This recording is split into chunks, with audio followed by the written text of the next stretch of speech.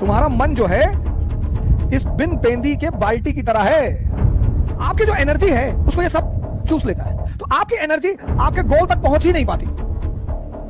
तो जब एनर्जी अपने गोल तक नहीं पहुंचती तो अचीवमेंट कुछ होगा ही नहीं।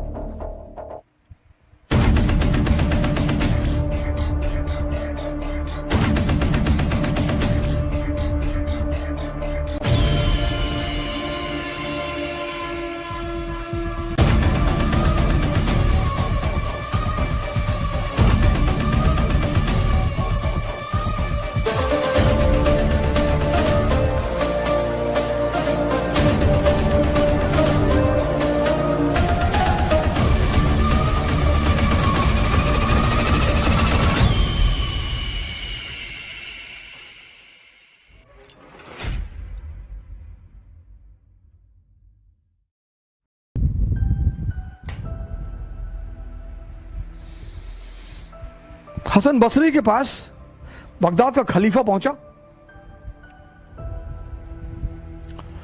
उसने कहा मुझे ज्ञान लेना है यार, मेरे पास सब कुछ है दुनिया का, मैं तब भी रोता रहता हूं और तुम्हारे पास कुछ भी नहीं है, तुम नाचते रहते हो, मुझे यह कला सीखनी है। बोला सिखा देंगे, हमें कौन सी दिक्कत, सिखा देंगे।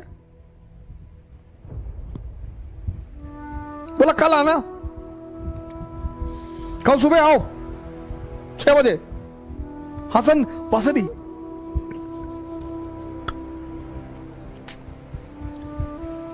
खलीफा आया दूसरे दिन सुबह। तो बसरी ने कहा देखो एक शर्त है, पहली शर्त कि जो भी मैं तुमसे कहूंगा वो तुम करोगे, क्रॉस क्वेश्चन नहीं करोगे, और अगर तुम समझ गए तो तुम मेरी वाली अवस्था में आ जाओगे। और उसने कहा ठीक है बताओ क्या करना है। तो खलीफा को ले गया एक कुएं पे, वहां एक बाल्टी रखी थी, बाल्टी का नीचे जो था बेस वो था ही नहीं।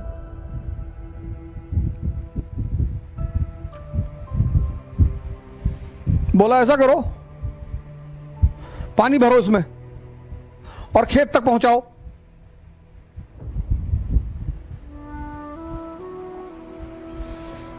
बसरी ने खलीफा से कहा कि ये जो बाल्टी है इसमें पानी भरो और खेत तक पहुंचाओ, नहर में डालो और खेत तक पानी पहुंचे।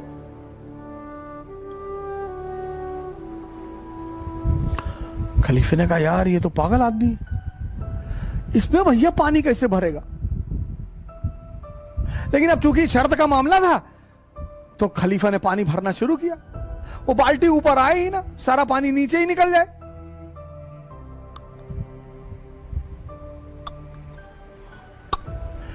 तो आधे घंटे बाद खलीफा का धैर्य टूट गया। उसने कहा भैया माफ करो भैया, हमसे ना ये सब, ये बाल्टी भरेगी नहीं, पागलपन वाली बात कर रहे हो। बोले बेटा यही तो कह रहा हूं, तुम्हारा मन जो है इस बिन पेंदी के बाल्टी की तरह है। किसी एक स्त्री पर यह नहीं रुकता, किसी एक पुरुष पर यह नहीं रुकता।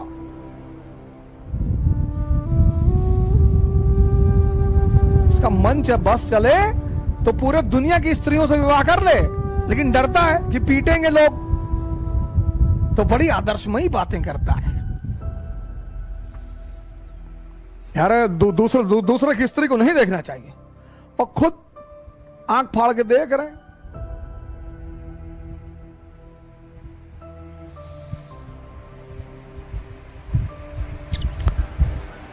अरे भैया हम पैसे के पीछे नहीं भागते, तुम भाग भी नहीं पाओगे ना। पैसे और स्त्री के पीछे भागना एक ताकतवर आदमी का काम है। तुम अपने पीछे तो भाग ही नहीं पाते, उसके पीछे कैसे भागोगे।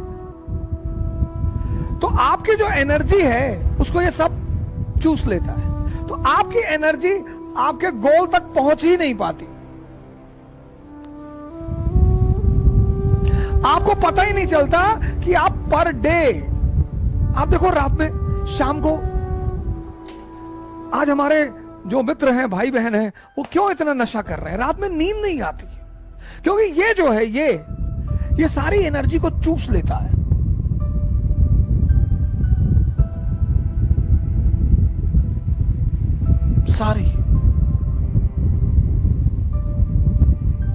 एनर्जी को जहां जाना है वो पहुंचती ही नहीं। तो जब एनर्जी अपने गोल तक नहीं पहुंचती तो अचीवमेंट कुछ होगा ही नहीं।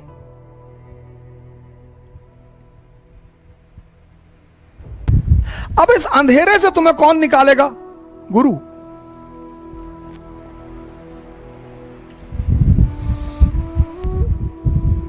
तो ये गुरु क्या करेगा? तुम्हें दीक्षा देगा, और दीक्षा देके तुम्हें कहेगा कि भैया, हां, आपने बोला हां, बोले भैया ध्यान करो।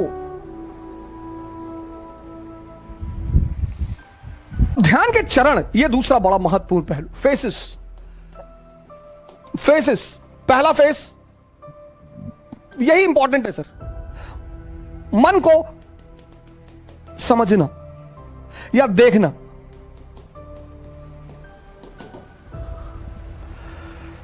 यह पहला बड़ा इंपॉर्टेंट फेस है कि आप देख लें। आपने अलार्म लगाया सुबह 4 बजे का, और शाम को आप एकदम ताव में हैं कि बस कल 4 बजे कुछ भी हो जाए, खत्म सारी नाटकबाजी। और रात में आप एकदम ताव में हैं कि कुछ नहीं, कल चाहे जान देना पड़े लेकिन सुबह उठना है। अलार्म लगाया आपने, सुबह 4 बजे अलार्म बजा। अब आपके इस मन ने ये नहीं कहा कि नहीं उठना है ना, ये तो ये कहेगा ही नहीं। ये इसकी खूबसूरती है सर, ये नहीं कहता ही नहीं। ये आपसे पता क्या कहेगा कि 5 मिनट यार, 5 मिनट में कुछ बिगड़ता है? आपको भी लगता है कि हाँ यार 5 मिनट में क्या, 4 बज रहा, 4-5 पे उठ जाएंगे सर। आप इसकी चालाकियां समझो सर। और आपने आंख बंद कर ली, और जैसे ही आपने आंख बंद की, अगली बार जो आपकी नींद खुली तो 8:30 सुबह बज रहे थे। मजा तब आएगा सर, तभी आपको जलील करेगा कि देखो तुम उठ ही नहीं पा रहे हो, तुमसे कुछ। और पूरा दिन आपका भारी रहेगा, आपको पता नहीं चलेगा, क्योंकि ये जलील कर रहा है ना अंदर से। आप उखड़े हुए हैं, पूरे दिन पढ़ाई नहीं हो पा रही। अब अगर वहीं पर ही आपसे कहते कि चलो यार आज कोई बात नहीं, कल कर लेंगे, ना, जलील करेगा ये आपको। पूरा दिन आप डिस्टर्ब रहेंगे। ये बार बार कहता रहेगा 4 बजे उठ ही नहीं पाए, 4 बजे उठ लिए होते तो 5 घंटा पढ़ लिए होते। अरे तो भैया 8:30 बजे से 5 घंटे पढ़ लो, वो करने ही नहीं देगा वो। ये इसकी चालाकियां हैं। इसकी जो चालाकियां हैं सर, उनको देखना बहुत बड़ी बात है। मन को समझना बहुत, यही इसीलिए हिंदुस्तान में एक शब्द है दर्शन। फिलॉसफी के लिए जो हमने वर्ड बनाया है वो है दर्शन, देखकर। Learning by seeing. Western philosophy love for knowledge, उनकी डेफिनेशन अलग है। हमारी फिलॉसफी का जो वर्ड है दर्शन, लर्निंग बाय सीइंग। बुद्ध ने किसी यूनिवर्सिटी में नहीं सीखा स्पिरिचुअलिज्म, देखा। क्या देखा? एक ओल्ड मैन को देखा, एक डेड बॉडी को देखा, एक बीमार आदमी को देखा, और एक सन्यासी को देखा। वहां से क्यूरियोसिटी पैदा हुई। हमारी तो एजुकेशन पॉलिसी ने हमारी क्यूरियोसिटी को तो मार ही डाला। दर्शन। अगर आप मन की इन छोटी छोटी चालाकियों को पकड़ने लगे सर, छोटी छोटी,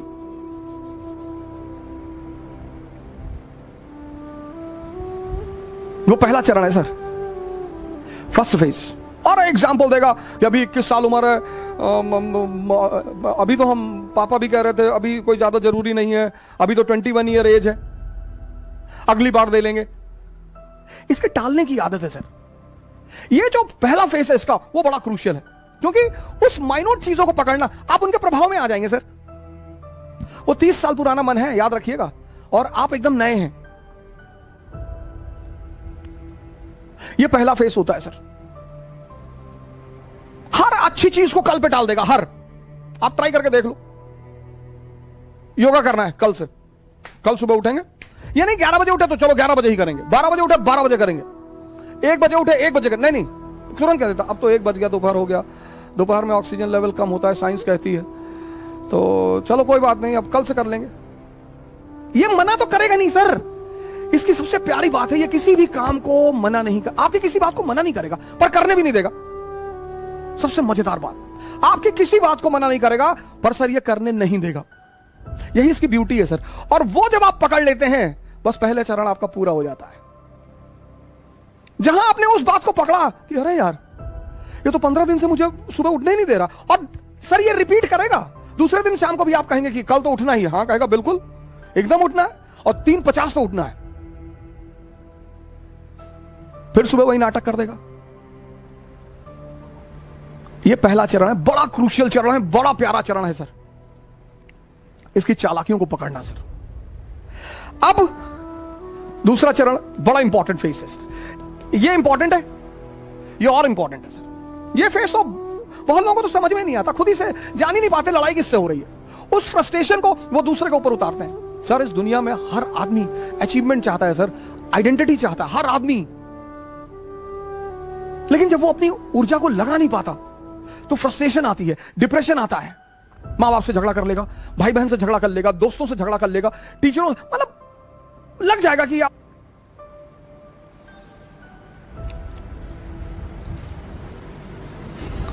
दूसरा फेस।